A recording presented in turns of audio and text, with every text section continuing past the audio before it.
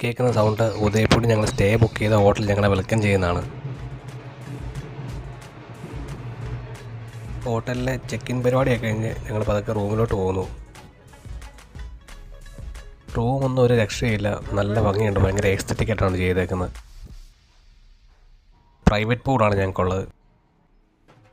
രാജസ്ഥാൻ ഏറ്റവും കൂടുതൽ പ്രൊമോട്ട് ചെയ്യുന്ന ടൂറിസമാണ്. അപ്പോൾ ഇവിടുത്തെ ഹോട്ടൽസൊക്കെ നല്ല മിനിമം സ്റ്റാൻഡേർഡിലുള്ള ഹോട്ടൽസാണ് എല്ലാം എന്നാണ് എനിക്കറിയാൻ കഴിഞ്ഞത്.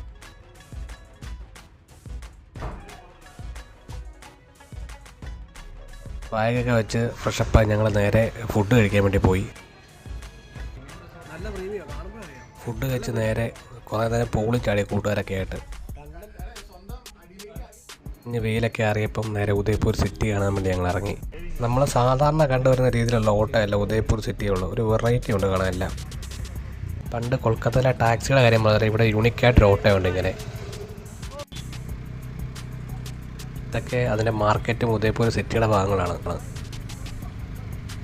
സിറ്റിയിലൊക്കെ തിരക്കായി വരുന്നുള്ളൂ. ഏകദേശം ഇപ്പം 4 മണി ആയതേ ഉള്ളൂ. അത്യാവശ്യം നല്ല ഭംഗിയുള്ള സിറ്റിയാണ് ഉദയ്പൂർ. സിറ്റി ഓഫ് ലേക്സ് എന്നാണ് ഉദയ്പൂർ അറിയപ്പെടുന്നത്.